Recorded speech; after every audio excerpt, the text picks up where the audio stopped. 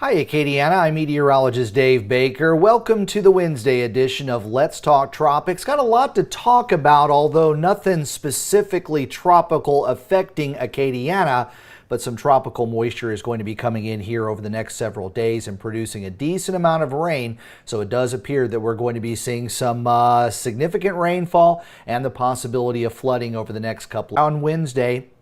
And things are looking pretty good across Acadiana right now. It looks like those temperatures are going to be staying in the upper 80s to the lower 90s. Right now we're holding at 87 degrees here in Lafayette with our heat index hovering at 99. It was flirting with 100 there for a little while just a few minutes ago. But now that the clouds that have come in, looks like we're going to struggle our way back to that 92 degree temperature. But definitely warm, humid out there. I know it's very sticky for the early part of September, but I will tell you that breeze is the only thing that's going to save us, and I think that breeze is going to start to pick up a little bit more as we head into the next couple of days as low pressure starts to develop there over parts of the Gulf of Mexico. Looking outside, we started out with a considerable amount of sunshine this morning, but you can see that the clouds have continued to roll in, but most of our area roadways, at least at this hour, are dry. But we are going to be seeing some rain starting to roll in here, and we'll get to the radar in just a little bit. Want to go through some of the pieces as far as what we're going to be seeing here locally over the next couple of days. We've got an old frontal boundary that's really kind of draped like this, and I wouldn't be surprised to see a pretty good low pressure area develop here over the Atlantic basin and start to move off toward the east. But that's just piece one, and with that front draped over coastal Louisiana, that's kind of a focal point for showers and thunderstorms to develop. Of course, we've got that surface low that's been out here over the Gulf of Mexico along the upper Texas coast. I think we've been talking about this for at least a week and a half now. And then we've also got more of an upper low that's here over central Texas that's kind of moving off to the east, but I think it's going to open up as more of a trough here coming up over the next couple of days. And with the upper levels being a lot more unstable, we should be able to see the air rising easily. So thunderstorms that try to get going will have a much easier time developing with that unstable atmosphere well to the north. And then up here, we've got another low. This is what is going to help us out to bring some cool Canadian air southward all the way down to the Gulf Coast coming up this weekend. And right now, Saturday and Sunday is looking very, very pleasant. Locally, again, we've got a lot of moisture there in the Gulf of Mexico with that trough of low pressure here. And all that tropical moisture, at least at the surface with that southeasterly flow, is going to be pushing closer to the coast. And that's why we think the rain chances are going to be considerably higher. And of course, for our friends who are working out in the offshore waters, or maybe somebody wants to be daring enough to get out there and do some boating, we are looking at some pretty rough conditions out there. 3 to 5 foot seas, even in some of the nearshore waters. And those seas will be higher, of course, around scattered showers and thunderstorms, which really aren't going to be scattered. They're going to be pretty numerous out there. So I wanted to take a look and just show you, first of all, the reasons why we think we're going to be seeing some heavy rains out here. And I'm going to show you a couple of our atmospheric soundings. This is the weather balloon data that goes up. And the two lines that you're looking at, the bright red line is your temperature and the green line is your dew point. And so this is the bottom of the atmosphere, and this is going up to the top of the atmosphere. So the higher it goes, obviously your temperatures are going to cool down and go lower there on the scale. And then when we talk about dew points and when things feel really muggy, when your dew point temperature and your actual temperature are very close together, you have a saturated air mass. You have a lot more humidity. Now, this morning's sounding has a few little dry pockets that are up there, but down here at the surface, you can see those numbers are right together. So that's the humidity you're feeling here when you walk outside. But the precipitable water is at 1.82, and the forecast for that was to go up in the 2.5 to 2.6 range. And during the early part of September, that's like the 95th to 99th percentile. It's about as moist as it can get. But it's not quite there yet, but I will show you that the New Orleans sounding, and this is what we're looking at here, the New Orleans sounding this morning was a lot more saturated, especially here in the lower levels, and there are a few dry pockets going up higher in the atmosphere, but the precipitable water there was at 2.34, and the flow is going to be working its way from the southeast off toward the west. So When we see a 2.34 there at New Orleans, and the sounding that ran last night, it was in the 1.8, 1.9 range. So we know that number is climbing. So I would expect the Lake Charles area, where the sounding is at 1.86, I think those numbers are going to be going up as well. So when you've got a tremendous amount of moisture in the atmosphere from the bottom to top to work with, a lot of these thunderstorms will be efficient rainfall producers. And at the same time, the winds in the middle part of the atmosphere are relatively light, so there's not a lot of steering current. So any thunderstorms that do develop are going to move somewhat slow. So let's go ahead and get into the radar here. And so we're looking at some pretty heavy downpours that are over here now starting to work their way into portions of St. Mary Parish and then going on into portions of Iberia and Lower St. Martin. Going to use the Hammond radar here and then also kind of give you an animation so you can see the direction of movement. So much of Lower St. Martin Parish is getting dumped on with the heavy rains, as well as areas there into southern parts of St. Mary Parish. So if you're down toward Morgan City or Patterson, if you're not getting any rain, the skies are quite dark. Franklin, you're starting to get in on the action, as well as Baldwin and Franklin. And then going up here into Lafayette, we're going to start to see those rains kind of coming in the next couple of hours, and I think they'll start to cover more ground. So I'll go ahead and pull up the Lake Charles radar so we can get a better idea of what's going on in our western waters. And we've got a pretty good amount of rain that is starting to lift northward, although the western sections might hold on getting into the action until a little bit later on this afternoon. And just to give you a little more of an idea of how much moisture is out there, that's the Houston radar. That's the Corpus Christi radar, and then here's the Brownsville radar. So you can see this moisture goes well out into the Gulf of Mexico, even off the Mexican coast as well, and a lot of that is going to be sliding northward. Mobile radar also picking up that rain coming in from the southeast. So I think we're going to be socked in with the rain as we go through the next couple of days. And the models are showing somewhere between a 2 to 4 inch rain between now and the end of Friday over much of the Acadiana area, south of the New Orleans region. The Bayou parishes going down toward Grand Isle could see 3 to 6. And I think there along the extreme southwestern Louisiana coast, we could see some 4 to 8. And there's some hot spots there of getting up to 10, but most of that is in the offshore waters. So primarily along and south of I-10 is where the threat is, and those are the areas that are now under a flood watch through Friday evening. And that includes Calcasieu, Jeff Davis, Acadia, Lafayette, St. Martin, Cameron, Vermilion, Iberia, and St. Mary parishes. So most of our southern sections are under a flood watch. So there's a lot of moisture that's coming in. And we've also got this tropical wave that is currently just starting to come onto the image here of the Central American satellite. Central America, for the most part, is fairly quiet. You've got some thunderstorms over Belize, but not any big problems there. And then our tropical wave that we've been talking about here for a number of days is right here over the central part of the Caribbean Sea. And you've got some decent thunderstorm activity south of Cuba, Jamaica, Haiti, and the Dominican Republic.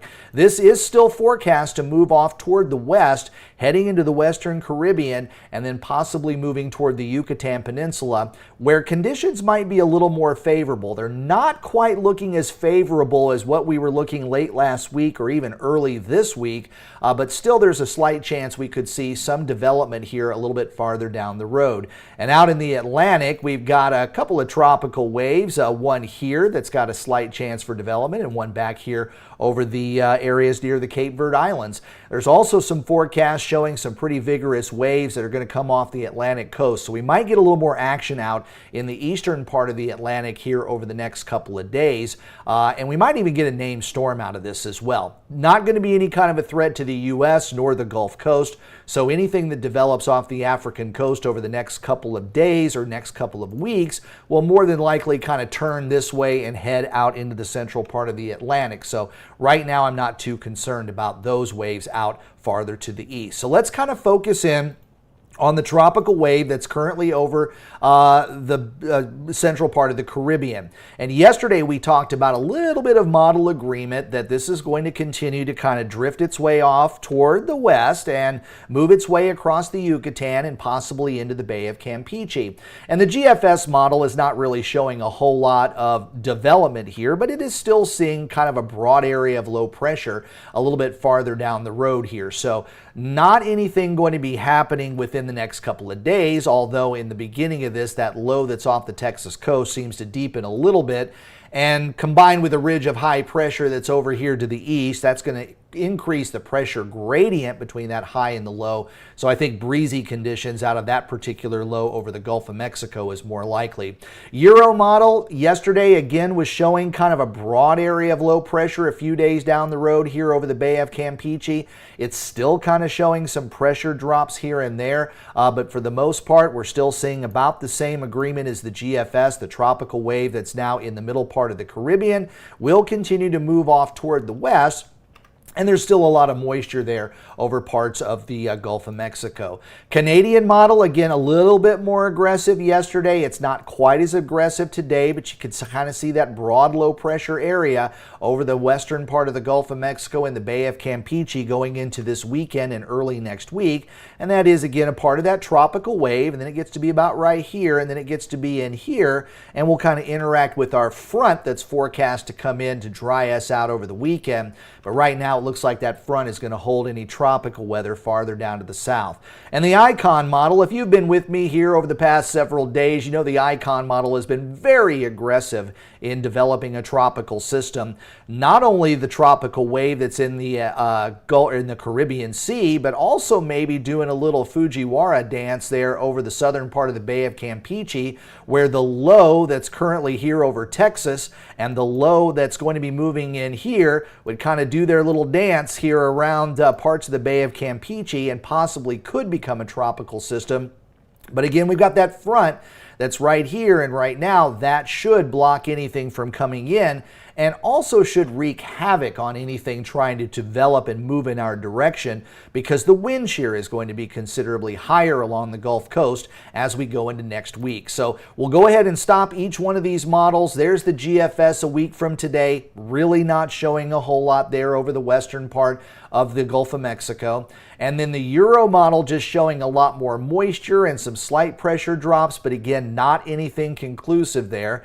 The Canadian showing a bit more of a low pressure area that would eventually move onshore on the northern Mexican coast. And of course, as we just looked at, the Icon model is trying to produce a significant hurricane over the middle part of the Gulf of Mexico. So as far as agreement between the models, it's a lot less than what we were seeing yesterday.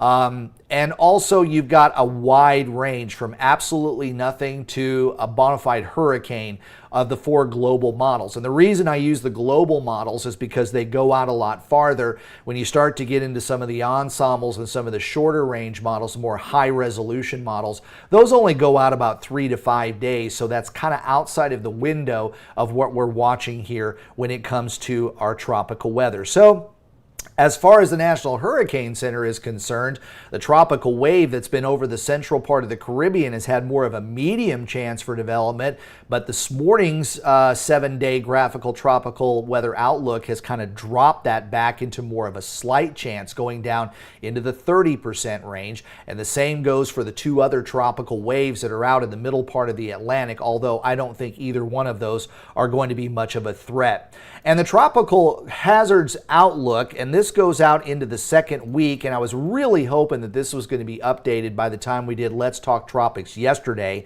It was updated yesterday, but it came after Let's Talk Tropics. So going into next week, at least this is still indicating the possibility we could see some tropical development over parts of the Bay of Campeche. So this would be starting going a week from today, going into next week.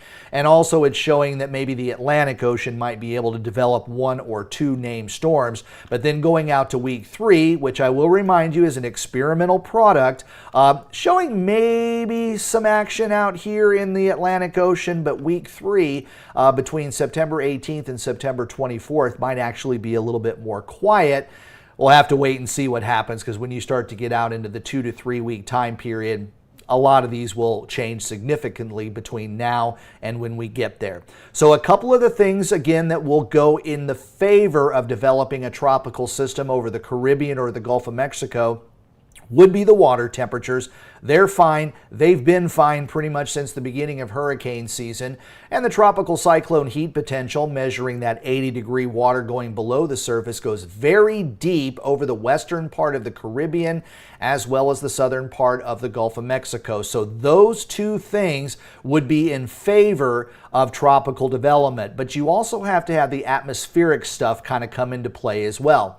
And the current wind shear is a little bit high where the system is right now here south of the Dominican Republic. And even medium moderate wind shear is really going to have an effect on something that's developing. Now, if this were already a hurricane, it probably wouldn't be affected as much by the wind shear. But since it's still in the developmental stage, as the thunderstorms try to grow, you get that wind shear that kind of comes in cross section and it blows the top off of these thunderstorms. It can take a mid-level low and offset it from the lower part of the low pressure area that's down at the surface. So it really has a struggle to get going. And going into next week, this is kind of the average wind shear that we're looking at. And the western part of the Gulf of Mexico actually has some decent conditions when it comes to the wind shear. So it might have a chance for some development here over parts of the Bay of Campeche. But look at all the wind shear that's coming in behind the front.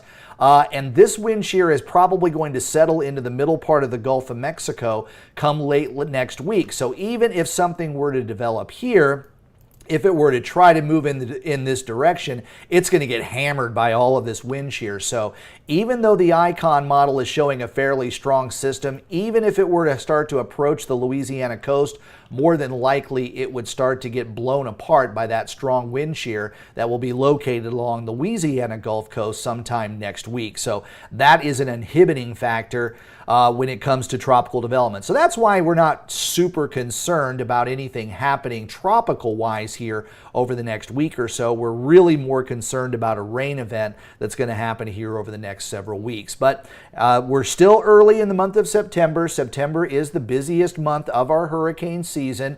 And here between now and the middle part of October, about 70 to 80% of all of our named storms happen during that period of time. And as you can see here in the Atlantic Basin, basically the entire Atlantic Ocean is open for business, including the Gulf of Mexico, which tends to be fairly active during the month of September. So even though we don't have a lot to worry about, it's always good to get prepared, and hopefully everybody's got the items that they need and their plan in place. And if there is an evacuation plan on top of that, hopefully you've practiced that and you know where you're going to go and who you're going to be staying with if you need to leave if a major hurricane were to come our way. But that is not a threat right now, but it's always best to be ready during hurricane season, especially during the month of September. Well, that's what I've got for you this time around. Hopefully you won't get too wet over the next couple of days. Please like this video, subscribe to my channel, and turn on those notifications too. That way, if anything crazy starts to happen on that rainfall, if I decide to run the severe weather stream, you'll get that notification. Of course, you'll always know when Let's Talk Tropics is about ready to air, and Acadiana Weather Today that comes on YouTube about 7:30 each weekday morning. If you've got your notifications on, you'll get the notification, the alert there when that has dropped on YouTube, and you can get your morning forecast every weekday morning. I'm Meteorologist Dave Baker. Hope you all have a great day, and I will see you on Thursday.